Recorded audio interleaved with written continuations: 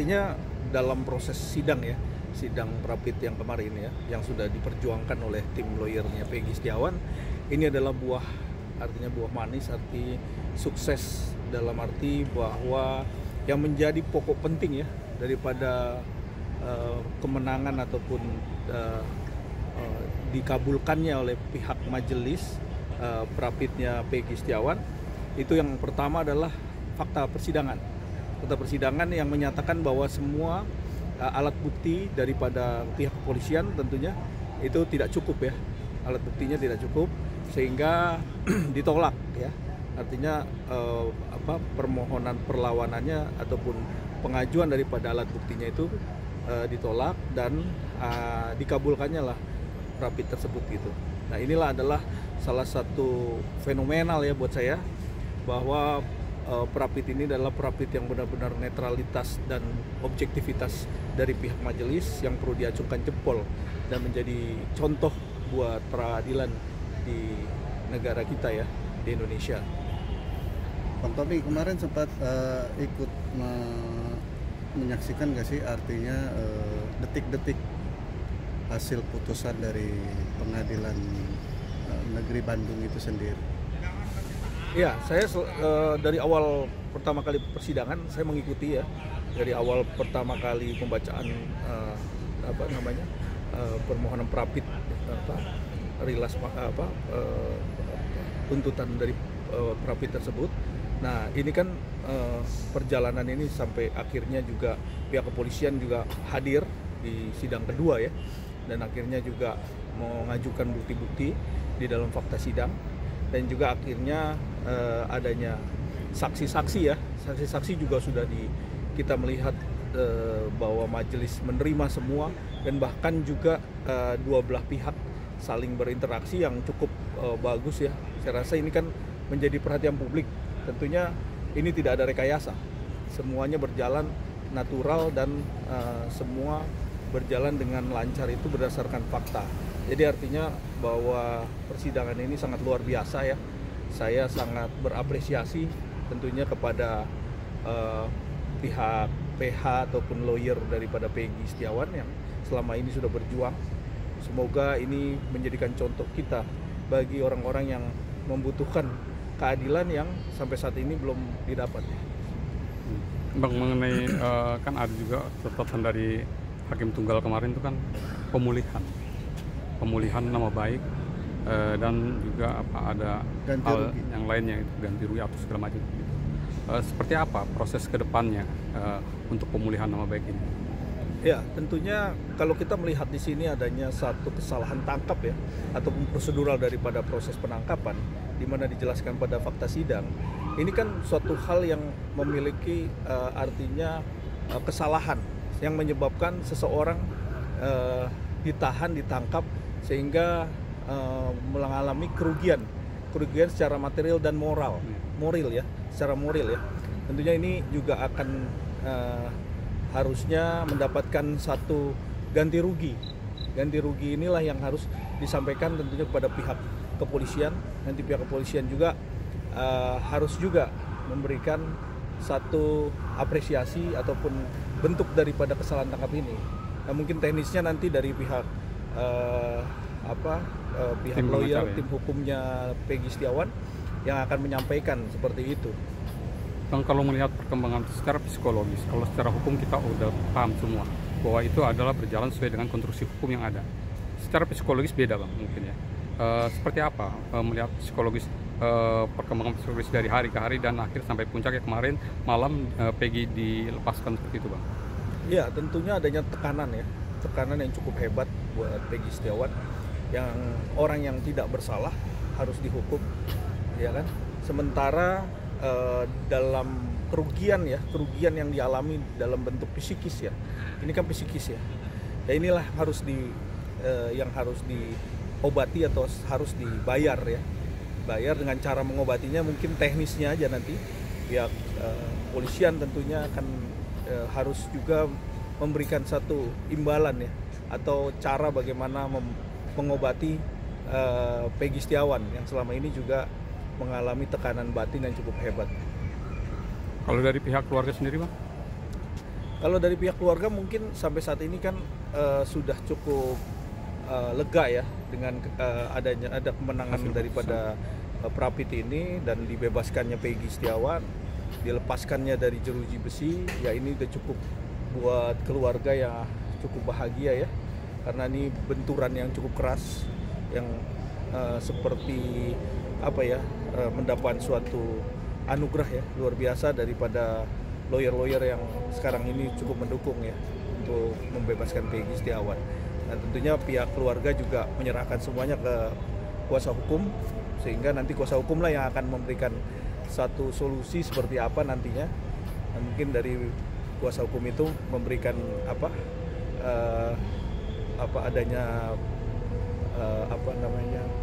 pembicaraan ataupun cara-cara mereka untuk bisa menyelesaikan ya daripada bentuk pemenuhan daripada psikis ya yang cukup hebat ini ya. Kita kan harus diobati nih dan harus diselesaikan ya tentunya seperti itu. Bang, uang ganti ruginya jadi sorotan Bang. Menurut Abang gimana? Ya kalau sistem ganti rugi tentunya ini adalah bagaimana secara personal ya berdua antara pihak kepolisian dengan pihak Peggy yang akan memberikan satu penyelesaian tentunya. Ini kan harus ya biasanya kan seperti itu. Tapi nanti teknisnya mungkin setelah pihak pengacara ataupun PH-nya daripada Peggy Setiawan akan memberikan statement ya seperti itu. Bang, bisa nggak Bang kasus ini akhirnya digiring ke kasus perdata seperti itu Bang? Mengingat tadi untuk ganti rugi segala macam. Ya karena di sini ada yang dirugikan. Tentunya segala sesuatu hal yang untuk dilakukan upaya itu boleh-boleh aja, bisa aja. Karena ini ada seorang yang dirugikan secara moral dan psikis, bahkan secara mental ya. Itu lebih berat sebenarnya daripada seorang yang keluar secara material tentunya. Artinya ruang itu ada Bang ya? Setiap kejadian yang sifatnya seperti ini bisa saja terjadi, bisa saja. Banyak juga yang melakukan satu upaya-upaya hukum, kan kita bisa melakukan upaya, tentunya bisa. Bang, kalau menurut ke belakang sedikit, ketika Peggy dikeluarkan dan dengan berani dia menyatakan di depan media sambil ditanya itu bahwa saya tidak bersalah, saya tidak bersalah, itu kan seperti dinyatakan ya sama Peggy seperti itu. Apakah dari situ juga bahwa tim kuasa hukum ini meyakini bahwa Peggy memang polisi ini salah tangkap, Peggy ini memang bukan yang dimaksud Peggy Peron itu? Seperti apa Bang? Iya, proses yang bergulir yang sudah berjalan ini kan dari awal ini kan kita sudah mengantongi nih beberapa poin nih. Yang artinya ada ilmu cocokologi. Cocokologi itu cocok terhadap beberapa postur tubuh, muka, ya kan, mata, hidung, telinga dan pokoknya wajah ya. Ini kan udah terlihat nih, memang beda kan. Sekarang dari situ saja sudah langkah awal yang harus dicocokin, yang harus dipahamin bahwa ini adalah kesalahan. Ini kan udah nggak bisa lagi buang daripada dari faktor mata, kuping dan lain-lain kan. Ini nggak bisa hilang kan. Tentunya ini yang dikejar faktor utamanya. Setelah itu poin-poin dari proses penangkapan, alibi itu?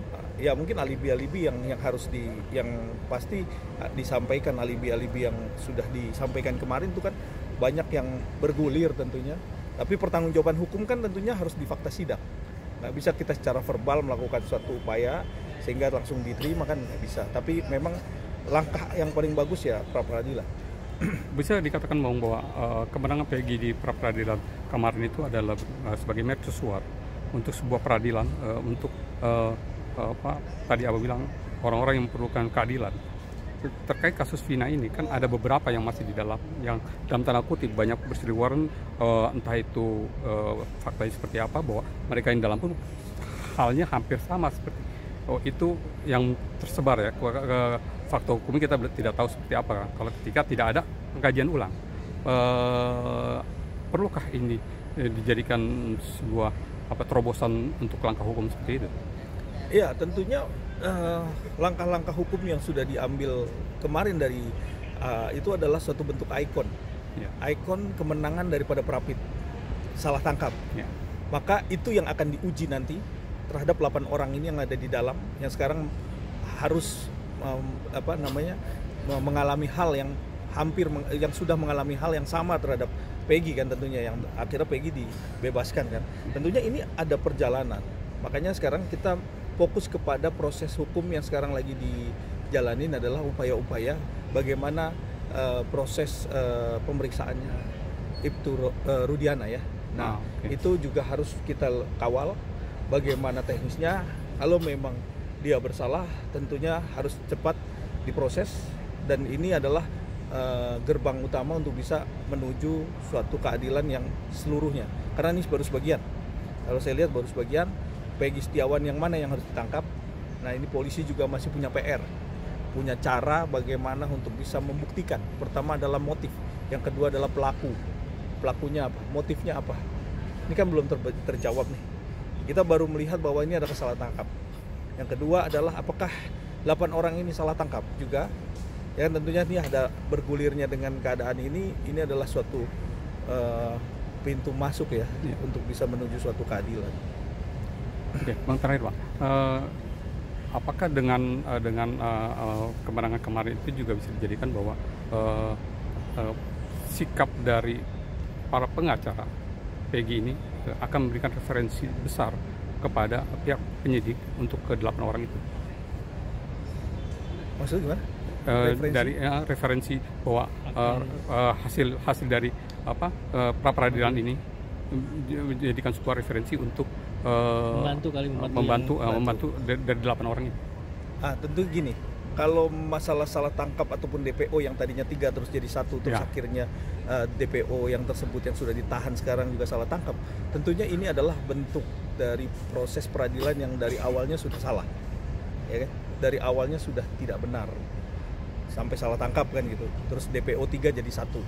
Nah, tentunya untuk menguji 8 orang ini harus dibuktikan dulu prosesnya. Nah, pintu masuknya itu adalah dari Prapit ini. Hasil peradilan. Ya, jadi bisa menjadikan satu referensi sehingga pintu masuknya bisa masuk ke dalam proses pengembangan. Dan polisi pasti akan secara objektif melakukan pendalaman dan investigasi ulang segala sesuatu yang sudah terjadi memang. Tapi kan proses hukum harus dihormati. Artinya kalau memang sudah dijalankan proses hukumnya masih ada yang seumur hidup ya.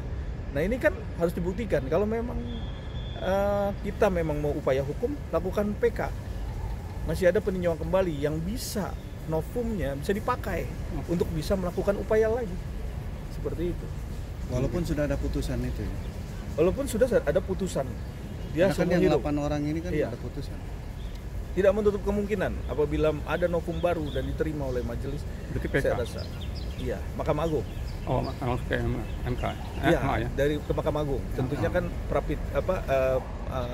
peninjauan kembali. PK ya? Iya, PK. Nah, itulah yang harus kita lakukan.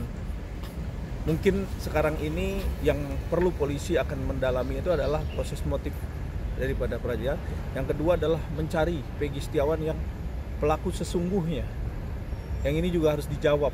Dari 3 terus 1 terus salah tangkap. Nah, ini kan harus dijawab juga ya kan. Itu yang menjadikan PR juga buat kita. Karena jujur di dalam proses peradilan ini juga menjadi catatan penting pertama. Yang kedua pasti akan ada evaluasi dan bersih-bersih. Yang ketiga juga akan lebih fit and proper terhadap orang-orang yang memegang amanah ataupun mengemban satu jabatan ya, jabatan sebagai penyidik bahkan kepala penyidik yang tentunya mempunyai beban dan tanggung jawab yang cukup berat, sehingga benar-benar bersih, tidak ada intervensi, tidak ada backingan, tidak ada kepentingan. Yang di sini yang perlu kita jawab semua adalah proses peradilan ini cukup apresiasi dan memang harus seperti ini karena memang kita sebagai praktisi hukum dan kita bersama-sama dengan praktisi hukum yang lainnya, kita bekerja apabila ada lagi motif-motif kasus yang seperti ini menjadikan contoh penting. Nah, kita bahu-membahu untuk menjalankan suatu profesi kita untuk bisa mencari suatu keadilan. Bang, 2 bulan ini kan masyarakat tersorot dengan kasus Peggy, Bang. Sementara ini kan berawal dari kasus Vina dan Peggy. Gitu. Di mana letak keuntungan dari kasus yang sebenarnya mengungkap siapa pelaku dari Vina dan Eki ini? Kalau mencari suatu keuntungan tentunya ada pihak-pihak yang yang diuntungkan. Sampai sekarang belum terjawab nih siapa pelakunya kan. Kita masih menjadi misteri. Yang poin penting adalah bagaimana polisi bisa mencari dan menjawab suatu misteri ini. Kalau memang tidak, tentunya ini adalah PR yang tidak bisa dijawab. Karena kalau ngomong bicara masalah keuntungan ya, untung siapa, itu tentunya kita bisa melihat. Karena orang pelakunya sampai detik ini belum terlihat secara nyata ya. Kalau memang pelakunya 8 orang ini, kenapa mesti ada DPO? Ini kan ada sebab akibat. Dari perjalanan pembunuhan Vina Eki ini kan ada sebab akibat. Kenapa mesti ada DPO 3 dan akhirnya salah tangkap? Dan kenapa 8 orang ini sudah diadilin selama 8 tahun berjalan ini, ditambah lagi ada yang sampai seumur hidup? Apakah sudah diuji?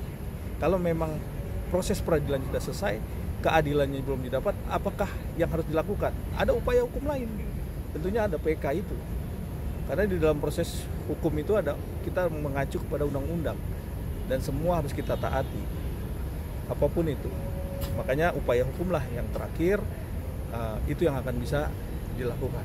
Bang, dari Peggy dan pengacaranya akan ada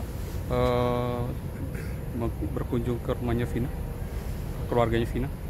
Kalau berkunjung belum, sampai saat ini belum ada rencana, tapi mungkin itu akan dilakukan ya, atau mungkin ya. Nanti kita coba tunggu aja hasilnya nanti ya. Siap. Oke.